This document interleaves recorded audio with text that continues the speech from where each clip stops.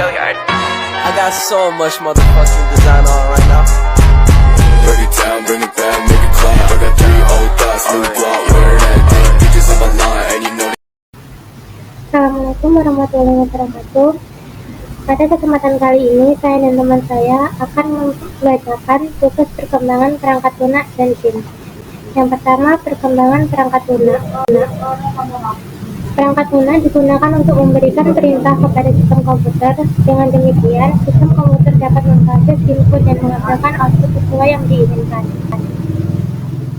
Perangkat lunak adalah kumpulan perintah yang ditulis berdasarkan aturan penulisan bahasa pemrograman tertentu dan berfungsi mengendalikan sistem komputer. Perangkat lunak dibuat dan dikembangkan dalam bentuk digital, artinya perangkat lunak hanya dapat dilihat dan dibaca saja tanpa bisa dipegang sehingga tidak memiliki bentuk secara fisik. Era perkembangan perangkat lunak. Yang pertama, era pioner tahun 1950 sampai 1965. Yang kedua, era stabil tahun 1965 sampai 1980. Yang ketiga, era mikro tahun 1980 sampai 1990. Yang terakhir, era modern tahun 1990 sampai sekarang. Fungsi perangkat lunak. Yang pertama, untuk mengakses data atau informasi yang masuk ke dalam sistem komputer melalui perangkat keras. Kedua, sebagai media penghubung dan interaksi antara sistem komputer dan perangkat keras yang terhubung dengan komputer.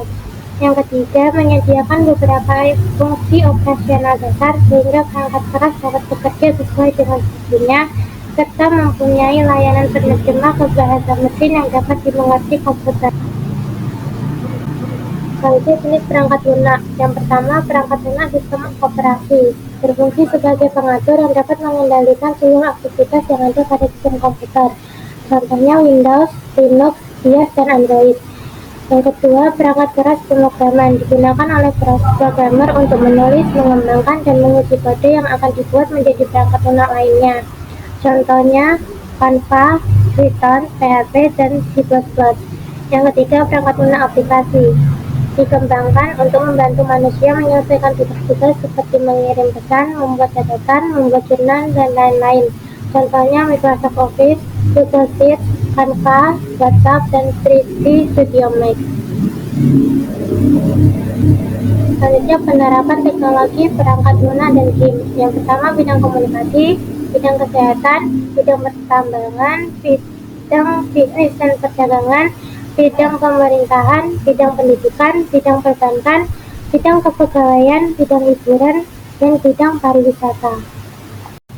Yang kedua, pengembangan game. Pengembangan game.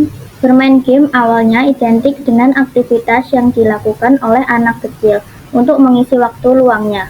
Namun, sekarang pemahaman tersebut sudah bergeser dengan semakin banyaknya orang dewasa yang turut permainan game.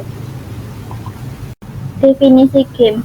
Menurut Ernest Adam 2010, game adalah suatu jenis aktivitas bermain yang dilakukan dalam konteks realitas semu, di mana para peserta mencoba untuk mencapai setidaknya satu tujuan dengan bertindak sesuai aturan. Selanjutnya, perkembangan tampilan antarmuka. Perkembangan tampilan antarmuka perangkat lunak yang mendukung proses interaksi tersebut telah melalui beberapa tahapan, yaitu sebagai berikut. A. Antarmuka menggunakan proses eksekusi instruksi berurutan. B. Antarmuka menggunakan papan ketik dan perintah berbasis teks. C. Antarmuka berbasis grafis. D. Antarmuka berbasis gestur. Selanjutnya yaitu era pengembangan game. A. Teknologi game generasi pertama pada tahun 1952 sampai 1975. B. Teknologi game generasi kedua pada tahun 1976 sampai 1983. C. Teknologi game generasi ketiga pada tahun 1983 sampai 1986. D. Teknologi game generasi keempat pada tahun 1987 sampai 1993. Teknologi game generasi kelima pada tahun 1994 sampai 1997.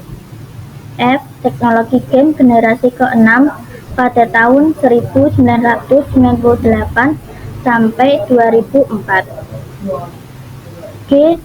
Teknologi game generasi ketujuh pada tahun 2005 sampai 2011. Teknologi game generasi ke-8 pada tahun 2012 sampai 2019. Teknologi game generasi ke-9 pada tahun 2020 sampai sekarang. Selanjutnya, klasifikasi game. Klasifikasi game berdasarkan platform. 1. PC game. 2. Konsol game. 3. Handheld game. 4. Mobile game. Klasifikasi game berdasarkan genre. 1. Maze game. 2. Puzzle game. 3. Action game. 4. Platform game. 5. Simulation game. 6. Sport game. 7. Shooting game. 8. Role playing game.